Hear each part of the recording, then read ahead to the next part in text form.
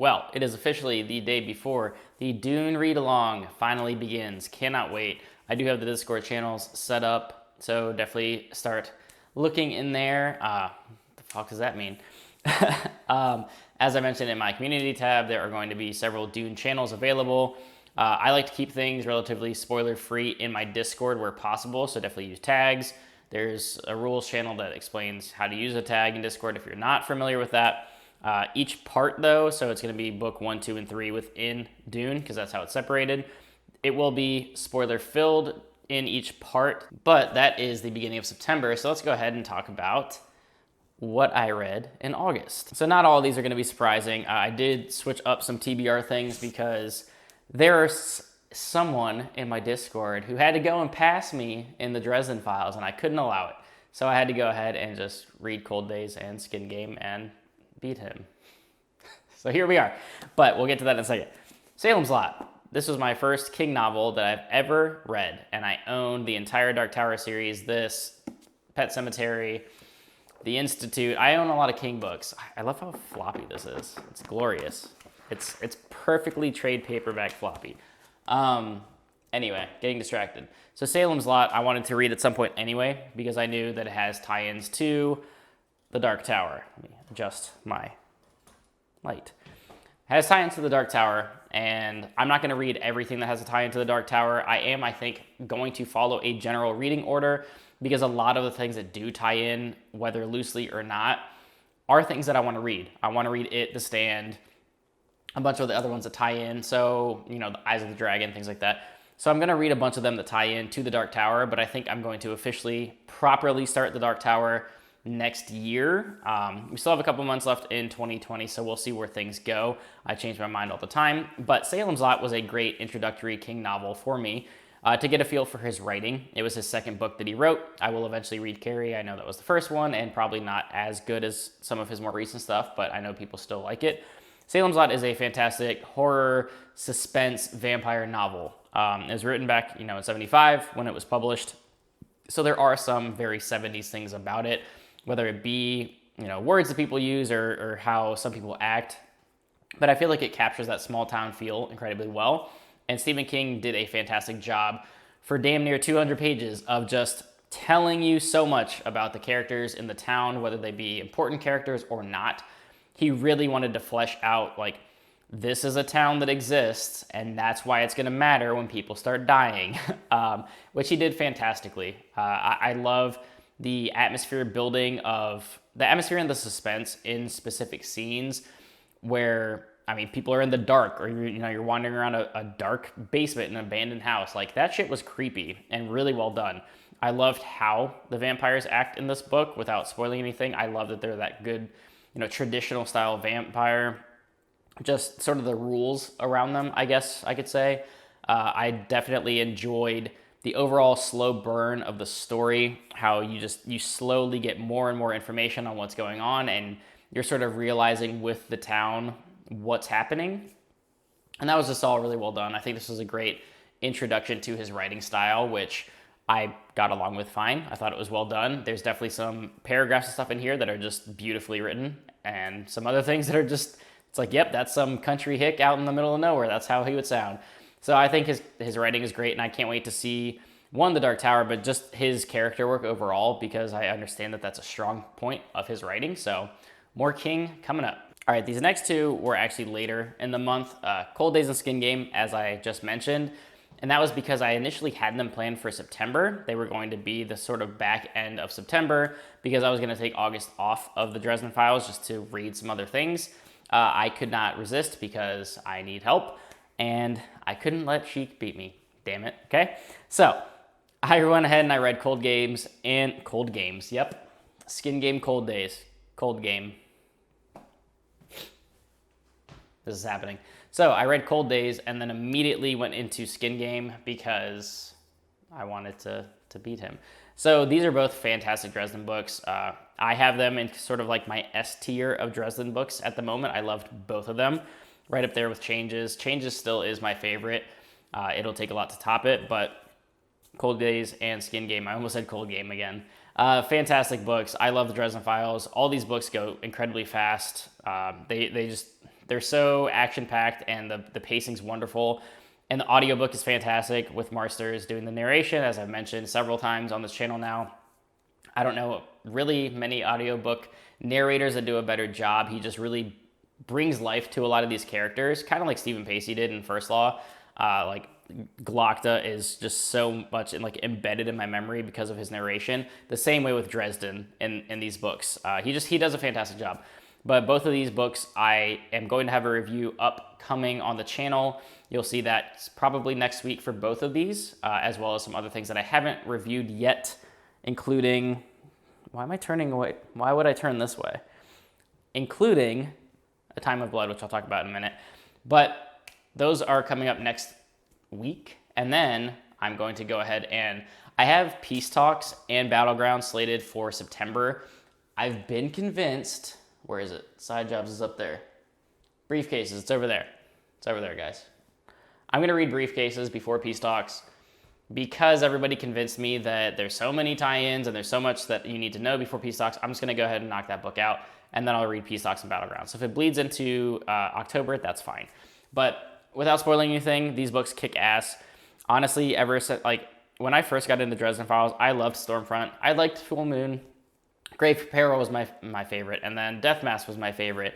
And it just kept going and going. And then Blood Rights was really the only sort of speed bump, but it was still a good book. It's a little bit worse than the rest of them. But as soon as you hit Deadbeat, book 7, holy shit. The series is just the series just flies. It's better every book.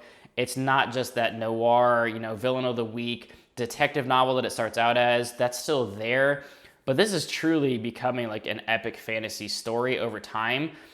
And I'm not even to the end of it yet. I'm not even to book 17 yet, and there's going to be 22 of them. It's going to get so huge. It's just crazy how well done they are, how much better of a writer Butcher is as the series goes on. Everything that he introduces just builds off of the last book and builds on the world, and there's tons of callbacks to previous novels. Everything is just really well done. I love these books so much. I haven't read any other kind of urban fantasy, so I wouldn't even know what the hell to compare it to, but they're fantastic. And I'm gonna not binge. I said I wasn't gonna binge these. I've read 6 of them now in a month and a half, something like that. So I definitely made up some time in catching up on the series that probably would have taken me into next year, but read the Dresden Files if you haven't. If you're a little shaky on the first couple books for some reason, the series gets way better. I mean, as good as I thought Death Masks was at the time of reading it, every book, Deadbeat and Beyond, is so much better than even the best books at that time. So read the series, it's great. All right, The Gathering Storm, book 12 of The Wheel of Time. Says it right there. Got it. So this is probably my favorite Wheel of Time book to date. I did just drop my review of this the other day. I'm still struggling with whether I like this, The Shadow Rising, or Lord of Chaos the most, but The Gathering Storm was so well done. I love Sanderson's pacing and his sort of take on the Wheel of Time. I don't quite know if it beats out those other 2 books. Again, if this was my S tier of Wheel of Time books, it would be a constant battle between those 3. It's just so well done. Egwene, fantastic story arc. Rand, fantastic story arc. Now starting a time of midnight. What am I saying? Now starting Towers of Midnight, even seeing certain things that happen in this book from a different perspective, super well done in the prologue, awesome. I'm really loving the series again after, getting through the slog. The slog sucks, it does. I'm happy I didn't have to experience it in real time, waiting years and years for a release of a book to have it be Winter's Heart or Crossroads of Twilight. But I knew going into it that I probably wouldn't like it. I got through it pretty quickly, and then Knife of Dreams was good. This book was great. So we're back on track with good Wheel of Time content. I am really loving the series. I mean, I love the first chunk, and then the slog happened, and now I love it again. So all good things. And I've been told by several people now that, either The Gathering Storm is their favorite of the series, or that The Gathering Storm is the worst of the last 3 books, and they just get better and better while The Gathering Storm is still great. So I'm all in, guys. I'm probably going to finish the series, I guess, right around the same time as the show release, and hopefully the show's good, because if it sucks, then boo. But the series is great. I'm I'm always going to say I still wish that we had gotten Robert Jordan's ending. I don't know how much of that was written or given to Sanderson before he took over the reins, but I trust Sanderson to bring it to the finish line. I hear pretty much everybody say that he does a good job ending it with, you know, some obvious gripes here and there, but we'll see. Hopefully he makes Matt more funny and less annoying than parts of The Gathering Storm had him, and I'm getting more Perrin in Towers of Midnight. So far, so good for the Wheel of Time. I'm glad that I have good Wheel of Time books to read again, because for a while there I didn't. All right, so before I get to the best book that I read last month, let's talk about the worst book that I read last month. And that's A Time of Blood by John Gwynne. I am not vibing with this trilogy all that much. It's good. I don't know. So far, nothing really is grabbing me. If you want a star rating, I was giving them like 3 stars so far, which basically for me, if you're completely unaware, I don't do ratings on my channel. When I rate things on Goodreads, it's literally what Goodreads says. So 3 stars means I liked it, and that's it. So don't read into that more of like, oh my God, 3 stars, he hates it. Oh my God, that's a terrible grade. No. I see some other people in Discord reading A Time of Dread and really loving it, even more so than some of Faithful in the Fallen. Cool. I'm happy that people are doing that. I've seen a lot of my friends having read this or are reading it now, enjoying it a lot more than I am. I'm happy for you. The characters still are not drawing me in. I don't care about the plot all that much. I don't like the villains very much. The new POV in this book particularly, didn't really care for. I still like Drem. Drem's like the coolest character in the story. Other than Drem though, the other POVs aren't grabbing me. Everything about this trilogy so far, it pains me to say, just feels less. Like that's what it is. I love Faithful and the Fallen. Those 4 books, great. Malice had its problems, whatever. I got over it. Valor, Ruin, Wrath, fantastic. It's just not doing it for me. It's fine. I don't know. Maybe A Time of Courage will bring some of that back, but it's just, what am I even doing with my hands?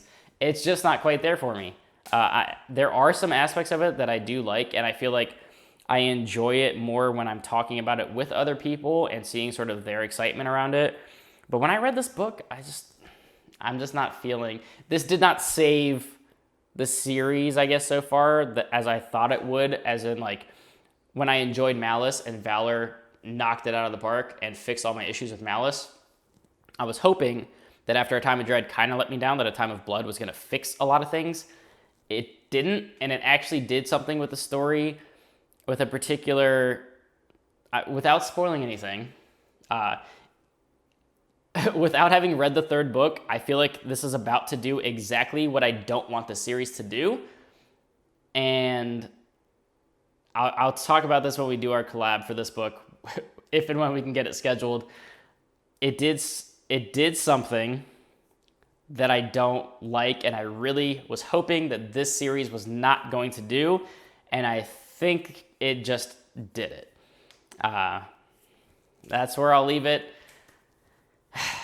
Yeah, I'm just disappointed by the series so far. So let's talk about Demon in White, because I really like that book. All right, so the only sci-fantasy that I read in the month of August was Demon in White and The Lesser Devil. So I do have this review up on my channel. Completely spoiler, no I don't. I'm lying, I recorded it, it's not up yet. It'll be up Friday. And I apologize in advance for the video. I was trying to shoot it in 4K with the Canon M50. The 4K focus like kind of goes in and out, so I don't know. I apologize in advance if the 4K looks weird. I might have to reshoot it, we'll see. But that will be up on Friday. I just did my live show with Leanna on her channel about these 2 books as well. We talked for nearly 2 hours. So if you want a spoiler full discussion, that's on her channel. I'll link that down below. But these are great. So The Lesser Devil, the novella that takes place during Empire of Silence from Crispin, Hadrian's younger brother's point of view. Point of view, I did it again. Point of view, POV. God, this is going well. First cold game and now point of view. First cold game and now point of view. Yes, let's go. I can talk. Words are hard.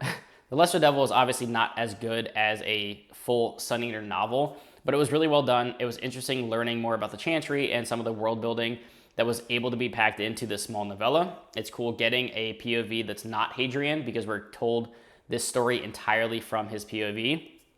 So I'm interested to get more of that, because I know Rocchio wants to do more short stories, more novellas in this world, probably as well as other full series in addition to that.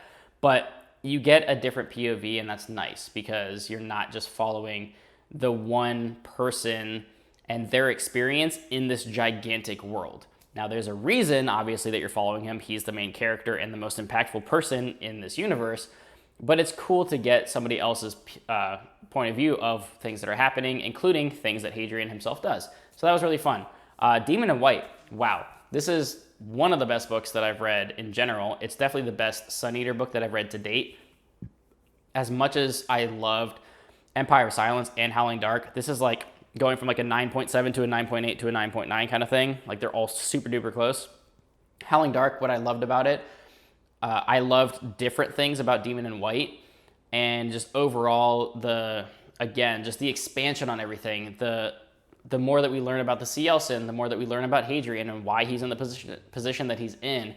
Everything that this story is leading to, everything that's introduced in this book, just the pacing, the violence, the world building, the different languages, the revelations about the Chantry and the religion in this world, and just everything about this is so freaking awesome. And I love that you have that great sci-fi feel without too much technicality in the technology or how things function in the future. And you have the great pacing and story and characters of a fantasy novel. It's a perfect blend. It's done so well. The writing is beautiful. I cannot wait for Kingdoms of Death Book 4. This is a 5-book series. Christopher Rocchio is absolutely crushing it with this series. I'm blown away by how good these are, and that's definitely my most anticipated book of next year is Kingdoms of Death. Can't come soon enough. I love everything about Sun Eater. As I'm sure everyone in Discord and on the internet so far that knows me is aware, I try to sell this book to everybody. I know some other people are going to be reading it upcoming, trying to get Alan to read it. I know Jimmy's going to read it soon. I honestly think everybody's going to love this book. The series is great. It's great. I can't even talk anymore because the series is so good. My words are bad. But that wraps up everything that I read in August. I also have The Dark That Dwells going on. I took a brief stop for some other things. I was trying to catch up on A Time of Blood and some other things for some collabs that I was doing. So The Dark That Dwells is going to be finished. I'm actually reading it on my Kindle right now because I have it on both Kindle and the ARC that was sent to me. But I'm going to finish that up on Kindle while I start Dune, and then, of course, start some audiobook for Wheel of Time. But that will be in my next wrap up for September. That review will come out soon as well. But that's everything that I read in August. I read, honestly, more than I was expecting to. And who knows? I mean, anytime I add some Dresden books in there, it's always going to be more than I expected because they're great and they go quickly. But it was an awesome month. I can't wait for September to wrap up, Of Blood and Bone, get one more book closer to the end of the Wheel of Time, wrap up what's currently in publication for Dresden Files, and then, October I'll be done with Dresden, I'll be done with Wheel of Time, I'll be done with John Gwynn's books until the next Bloodsworn Saga book comes out. So, I'm going to start getting some more, King in here, some more sci-fi, lots of stuff about to open up. So definitely look forward to that, and I hope to see you on the Dune read-along for September. Those bastards over there in Europe that get to see the movie in September, a month before us, I am upset with you because the movie's not out here until October. With international release for that movie is just out of whack. But that's going to do it, guys. Until next time, keep reading. Yeah, Moid, if you're watching to the end, I said guys. Us Americans say guys a lot, okay? Later.